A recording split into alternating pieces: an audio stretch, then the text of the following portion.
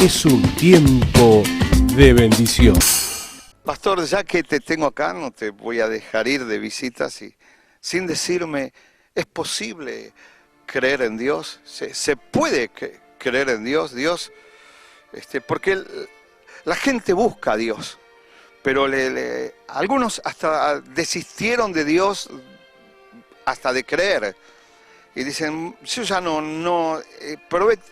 A mí me costó, te digo que yo llegué a Dios muy enfermo, quebrado, herido, fundido, mal de todos los lados y pasando por muchas necesidades. Pero me di cuenta que había un grupo de gente que sí creían en Dios y que Dios existía. Y ¿qué opinión es la tuya como pastor para la gente que nos mira, que dicen, si yo pudiera creer, ¿qué dice Dios? Al respecto, ¿qué palabra tenés para motivar, para alentarnos de parte de Dios? Dijiste algo interesante que lo usamos generalmente, una palabra que usamos, es una palabra cierta, que la gente prueba y que luego se siente descorazonada. Y hablamos de probar a Dios. Vos lo probaste, yo lo probé, y seguramente todos los que conocemos a Dios y conocen a Dios y han tenido una experiencia con Dios es porque han probado. Claro, hay una historia que se cuenta, como real, de una clase de un filósofo en Francia que estaba hablando en contra de Dios, hasta que un muchacho se para y comienza a pelar una naranja delante de todos. Y entonces empieza a comerla, o la come primero su caja y pregunta al filósofo y le dice, o la persona que así estaba hablando, ¿no?, y presentándose, que en alguna manera negaba la existencia de Dios, ¿no? Y entonces le pregunta, cuando la prueba el primer gajo, dice, ¿la naranja qué es? ¿Es dulce o agria? Claro, aquel que estaba...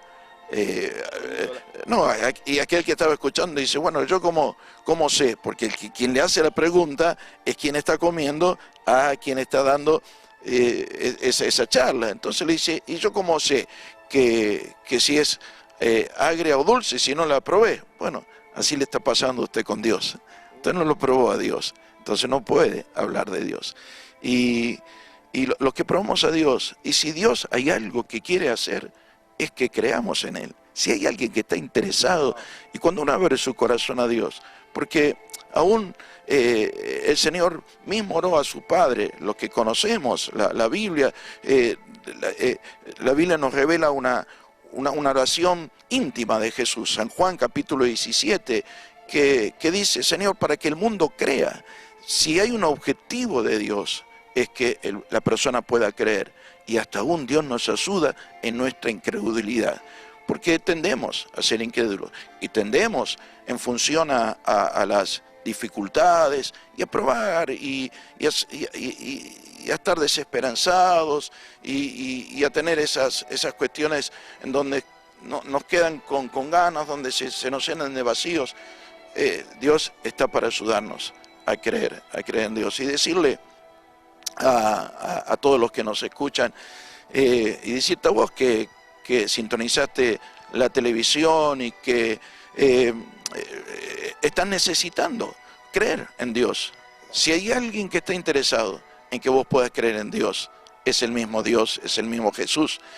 Juan escribe su evangelio y dice, podría decirles muchas cosas y contarles muchas cosas, pero todo lo que les digo es para que ustedes puedan creer que Jesús es el Cristo, que quiere decir el enviado, y que es el Hijo de Dios, y que creciendo tengan vida,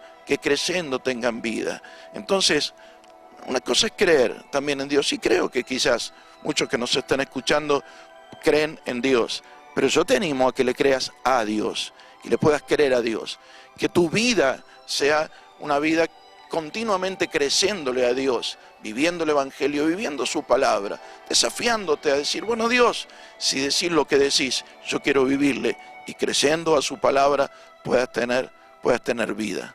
Es así, Héctor. O sea, Dios es el que nos ayuda a creer.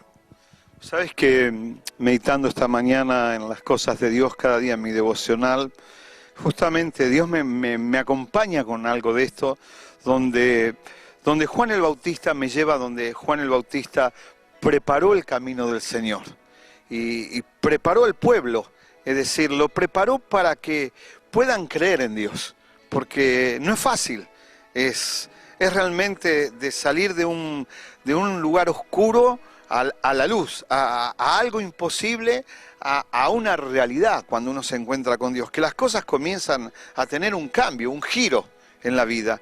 Y Juan el Bautista dijo, el que viene detrás de mí es más poderoso que yo. Y él estaba convencido de que Jesús tenía el poder y la autoridad, y todavía no estaba Jesús preparado y capacitado, pero él ya sabía que Dios había enviado a Jesús y que Jesús tenía la capacidad total para ese cambio. Y dice que el que venía detrás de él era más poderoso que yo. Y dice que se escuchó como un estruendo y una voz, dice que dijo, este es mi Hijo amado. El cielo se abrió. Yo me imagino esto, el cielo se abrió mientras Jesús se fue bautizado y dijo, en él creer, este es mi Hijo amado. Pero pasó algo tan tremendo después de eso, que después de haber creído, inmediatamente el Espíritu Santo cuando entró en él, como una paloma. ¿Por qué como una paloma? Porque Dios necesita cambiarnos el carácter. Manso, humildes. A veces la altivez, la ironía, el ego, el no ser manso de espíritu, nos lleva a una rebeldía de no poder creer en las cosas de Dios. Y justamente Jesús fue capacitado, era Dios, pero Él recibe, los cielos se abren, el Espíritu de Dios viene sobre Él y entra en un desierto. Y yo digo, ¿por qué era necesario que Jesús entrara en un desierto? Porque Él demostró que los desiertos se pueden pasar. Los desiertos en tu vida se pueden pasar, pero con Jesús. Yo venía pasando muchos desiertos. No tuve la oportunidad de conocer a Jesús a los 15, fue a los 30, un poco más, el doble. Pero pasé por muchos desiertos. Y esos desiertos fueron sin Jesús, sin el Espíritu de Dios. Y Jesús pudo vencer al enemigo, vencer al propio Satanás, vencer los enemigos, vencer aquellos desiertos que te llevan a la muerte, a la enfermedad, a la separación de la familia, a la tristeza, a la quiebra total de las finanzas y a darte esperanza, gozo, alegría. Y dice que cuando sale de ese desierto, sale más lleno de Dios, porque confía más en Dios. Y las primeras palabras que él da dice, el tiempo de Dios se ha cumplido. El tiempo de Dios se ha cumplido. Arrepiéntanse y creer en el Evangelio.